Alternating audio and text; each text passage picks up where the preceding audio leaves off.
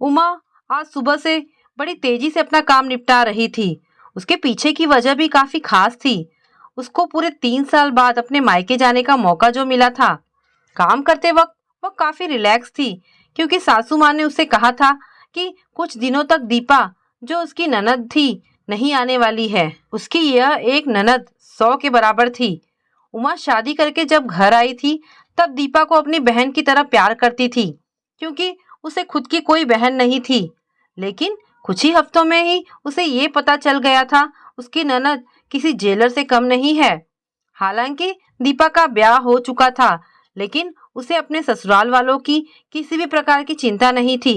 उसे जब जी करता वो अपने मायके चली आती और मायके वालों पर अपना हुक्म चलाती, खासकर अपनी भाभी पर। वही डिसाइड करती थी कि वहां पर क्या खाना पकेगा, कोई घूमने जाएगा कि नहीं, या जाएगा तो कहाँ जाएगा। दीपा ही थी जो हर बार उमा को किसी न किसी बहाने से अपने मायके जाने से रोक लेती थी। लेकिन आज का दिन कुछ अलग था, क्योंकि माँ के कहने पर दीपा के पति ने उसके मायके जाने का इंतजाम कर दिया था। ट्रेन की भी टिकट बुक हो चुकी थी। सारा काम खत्म करने के बाद उमा अपने पति के साथ अपना सामान लेकर घर के बाहर निकली ही थी कि सामने से दीपा आती हुई दिखाई दी। दीपा, जिसके मुंह पर बड़ी सी स्माइल और आंखों में चमक थी, वहीं दूसरी तरफ उमा की आंखों में उसको देखकर पानी आ गया था, जो बस आंसू के रूप में छलकना बाकी था। भैया भाभी के पास आकर दीपा ने कहा, क्यों भैया, कहाँ चले अपनी पत्नी के साथ? सैर सपाटा करने के लिए? अपनी बहन को भूल गए क्या? दीपक ने कहा, कहीं सैर सपाटा करने नहीं, तुम्हारी भाभी को मायके छोड़ने जा रहा हूँ। अच्छा, मैं आई और भाभी जाएगी? क्या आपकी पत्नी को मेरा आना पसंद नहीं है? दीपा ने भाई भाभी को टोंट मारते हुए कहा। मन में उदासी और आंखों में नमी लिए उमा पलटकर घर के अंदर जाने लगी, क्योंकि उसने मान लिया था कि इस बार भी दीपा की वजह से उसके मायके जाना कैंसिल हो जाएगा। लेकिन तभी सामने से उसकी सास आई और बोली, तुम दोनों अभी तक रेलवे स्टेशन नहीं गए? क्या गाड़ी के पीछे दौड़ते हुए जाओगे? दीपा बीच में टपकते हुए बोली, यह क्या कह रही हो माँ? मैं आई हूँ और आप भाभी को मायके भेज रही हो क्या? अब आपको मैं इतनी खटकने लगी हूँ? माँ ने दीपा को डांटते हुए कहा, तेरा क्या है बेटा? तेरे लिए मायका थोड़ी ही है, यह तो तेरे लिए एक प्रवास स्थल है, जहाँ तू जब जी चाहे, जब अपने ससुराल में बोरियत महसूस करे आ जाती है।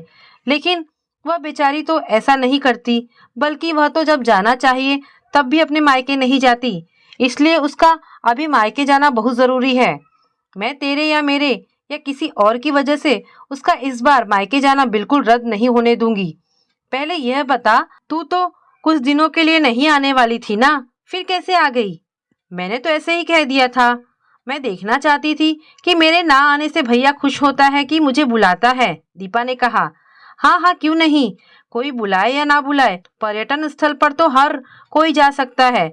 अब की बार मेरी बहू को उसने पर्यटन स्थल पर यानी कि उसके मायके जाने दे।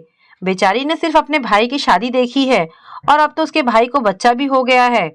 उसका मुंह तक नहीं देखा उसने। उसे भी अपने हिस्से का सुख भोगने दे। माँ ने दीपा को फटकारते हुए और उमा की साइड लेते हुए कहा। अपनी सास के मुंह से अपने लिए ऐसे शब्द सुनकर उमा की आंखें छलक गई। उसने अपनी सास को गले से लगा लिया। सास ने कहा, बहुत हो गया प्यार, जल्दी जाओ वरना ट्रेन छूट जाएगी। अपनी माँ का बदला हुआ रूप देखकर दीपा बहुत हैरान थी। उसे यकीन नहीं हो रहा था कि यह वही माँ है जो उसका हर कहा मानती थी और हमेशा उसका पक्ष लेती थी, चाहे बहू सही हो या गलत। वही माँ अपने मन में अपनी उस दोस्त को धन्यवाद दे रही थी, जो कुछ दिनों पहले उसके घर आई थी और कुछ दिन रही थी और जाते जाते उसकी आंखें खोल गई थी। सहेली ने उन्हें बताया था कि वो अपनी बेटी का मोह छोड़ दे, वरना अपने बहू और बेटे के मन में अपनी इज्जत खो देगी। बिना सोचे समझे, बिना अच्छे बुरे का विचार किए हर फैसला सिर्फ अपनी बेटी के हिसाब से लेना सही नहीं है। रेलवे स्टेशन पर ट्रेन के डिब्बे में बैठी उमा के चेहरे पर एक बहुत प्यारी मुस्कान थी, जिसे देखकर दीपक को महसूस हुआ कि यह वह प्यारी मुस्कान है जिसे उसने 3 सालों से देखी नहीं थी।